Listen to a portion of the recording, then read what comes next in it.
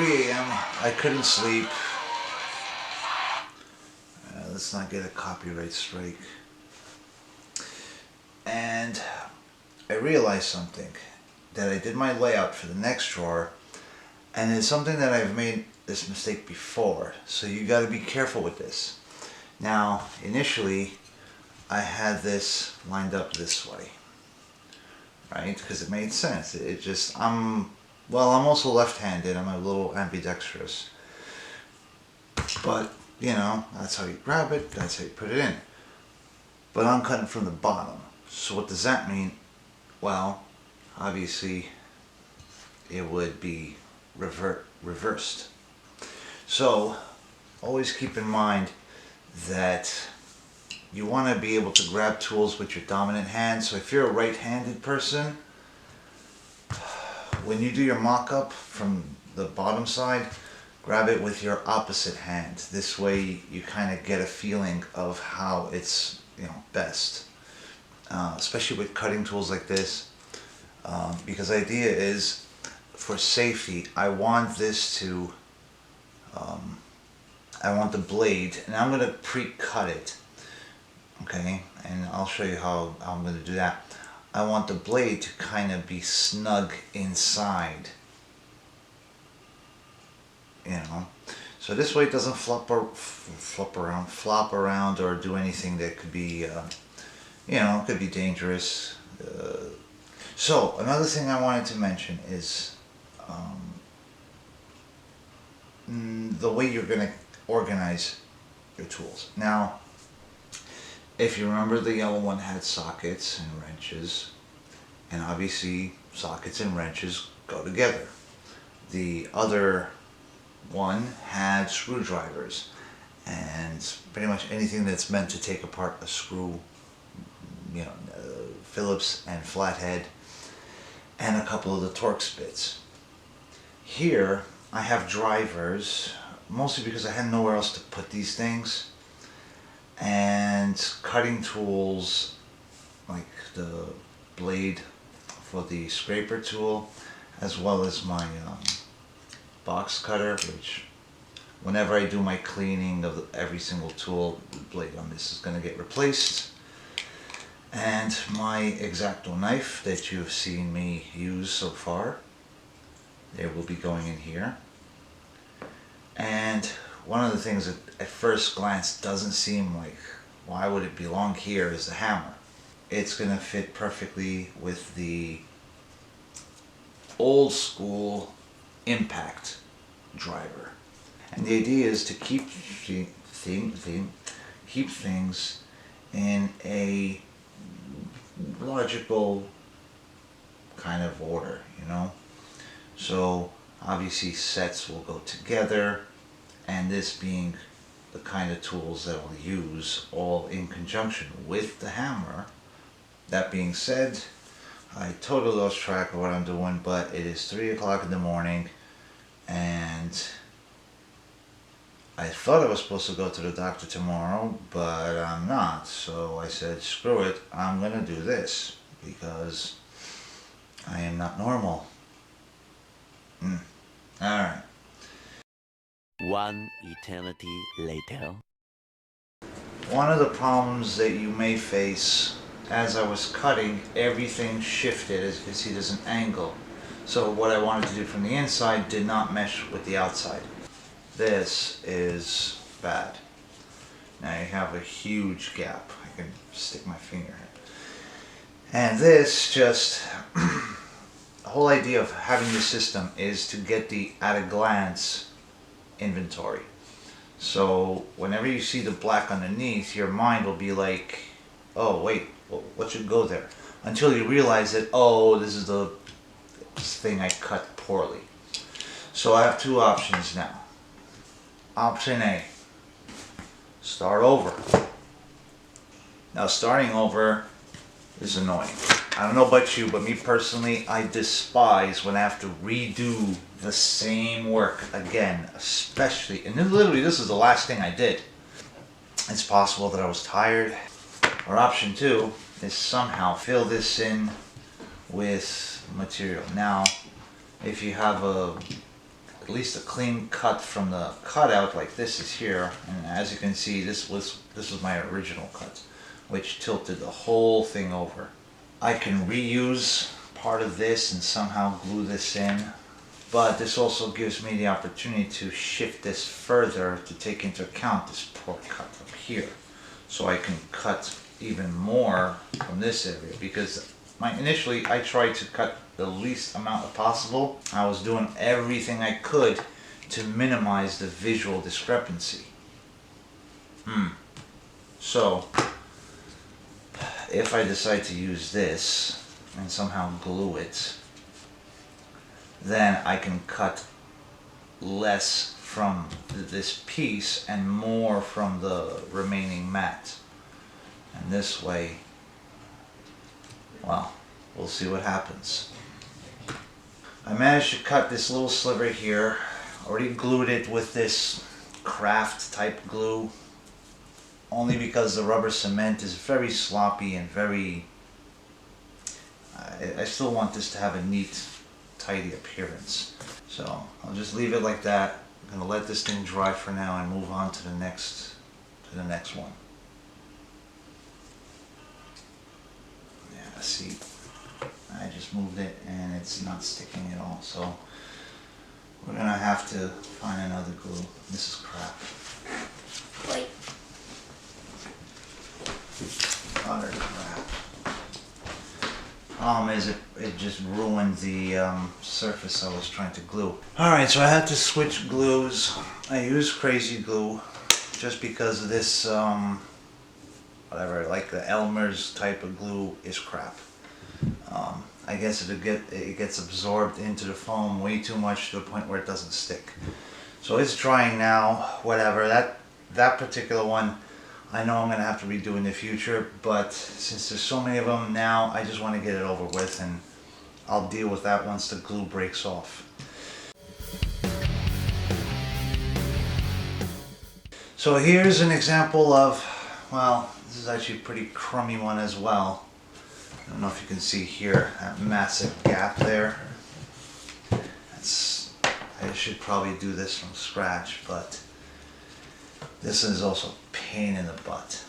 But this is a good example to show what happens when you add a tool. So what you got to do in this case is remove all the tools. So the biggest issue here is finding a place where you want to put the added tool, but I don't want to put it just right here in the middle. That takes up a lot of room, so I'm going to put it here in case I need to add something. Anyway, so what I'm going to do is I'm going to put this, I'm going to wrap it fairly tight, not too tight, because you got to think of how it's going to sit at rest. So about like that. I'm going to put it here, and with my pen, if I can find the damn thing, I'm going to outline it.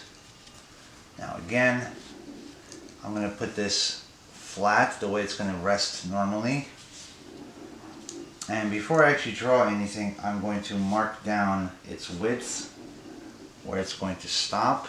You want to get the general boundaries. You're going to get something like this. And then you're going to draw out with the ruler. Now let's measure this again. This has to be somewhat bigger than 2 inches, which that's about fine. Now I'm going to try a new method, and you can as well. Now what we're going to do is, since we have a fresh blade, I'm going to try to cut with the ruler, like I've seen on some of these craft hobby things. Now again, you want to get those corners to line up. Corners are usually the toughest ones. Actually, it's not bad using the ruler. Okay, now let's see what kind comes out.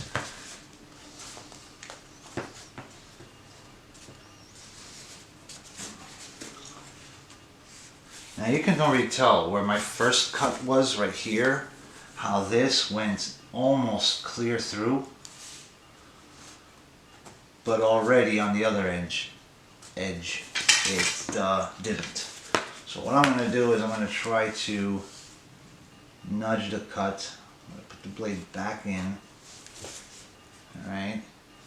But you got to be careful again because it can come out on the wrong side. So we're going to be going back to our little trick here. Wow, this one didn't even go through at all.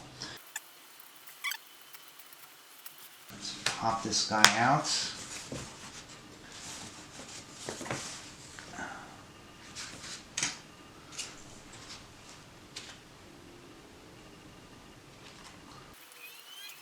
And as usual, we're going to have our little cuts here that we need to help along.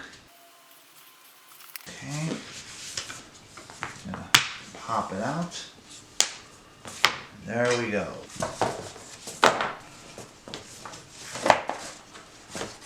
Now you can see here how put the goggles back.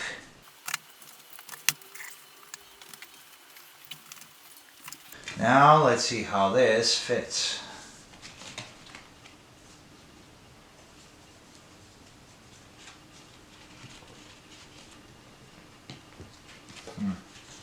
It's not perfect, but it does the job.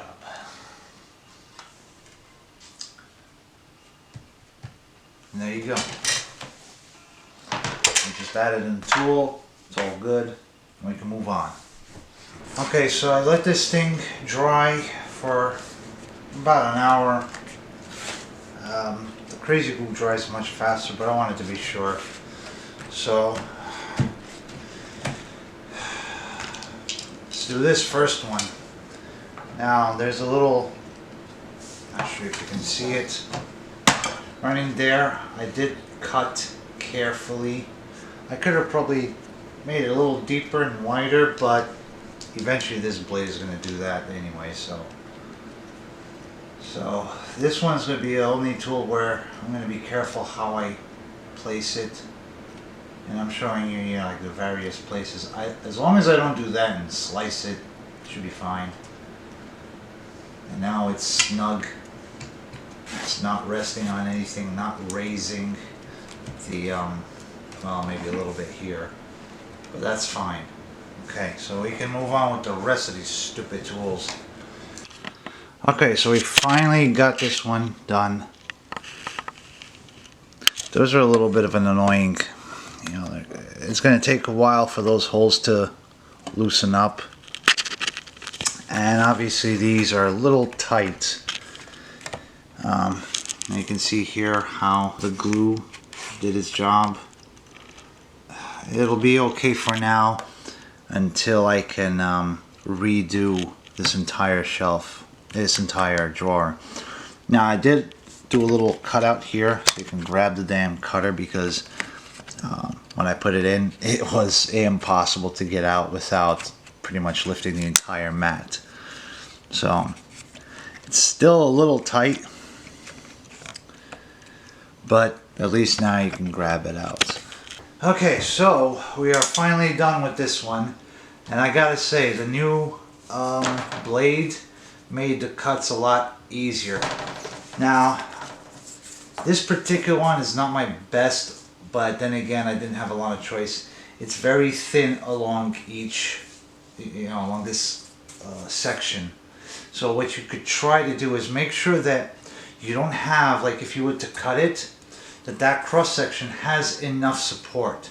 So if I had another big tool here that like all of this was gone and this was wider, you would have a very flimsy connection between those two sides. So try to avoid that. Now, most of the time it should be okay because this thing should sit down. Now you could glue it to the under foam. I personally don't really want to, because it's just one more added step, and it tends to get sloppy and messy, and just doesn't end up looking very good. Now don't worry about these things sticking up. In time they will settle.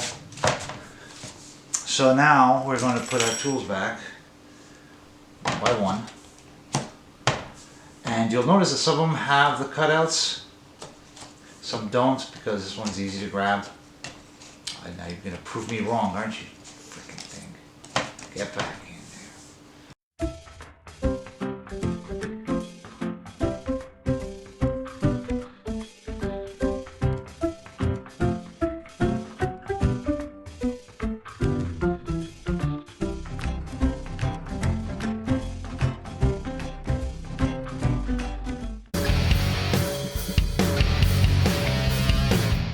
Most difficult one so far, because the cuts are long. Sure, there's all sorts of funky rulers and tables and whatnot, but the whole point of this is to do this without spending an arm and a leg.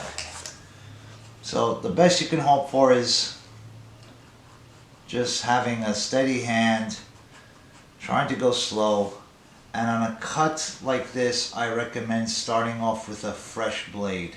The important issue is to be careful not to go too off course. Do the vertical ones first. I'm going to do this one. Now it should be very easy. And look how smooth that goes. Yes, you just saw I was going to do a little dimple there, but nope. Screw it. I don't care.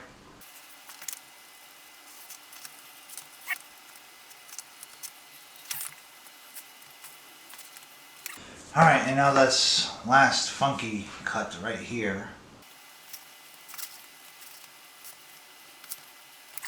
Now this, I may use this right here, and you'll see how it's going to end up. What I did here is I cut this little piece. Now, it's just going to sit here for now. It's mostly so I don't scratch up the inside of the box so much. As you can see, it's not supposed to go in all the way. And it's nice and tucked in here. When it's empty and you put a tool, you're going to see these flecks. But as you put more and more tools, they're going to start going into place. It's going to be very rare that you're going to use all of these particular tools, you know? So things are going to sit nice and neat, as you can see. Now here, I don't know if you can see, I didn't cut the actual nub here. I just let it sit like that, just because it was getting too close to the edge. And I don't like it when things get close to the edge. And you can see how everything shifted as I shoved this little guy in. Same with this one. There you go, we got a nice little drawer. Gotta have the coffee. And of course the mess. This is the mess. And if you think we're done, I'm gonna find a nice little area here in the middle. Now, as always, and that's not because of this, don't worry. Nor is that. I want the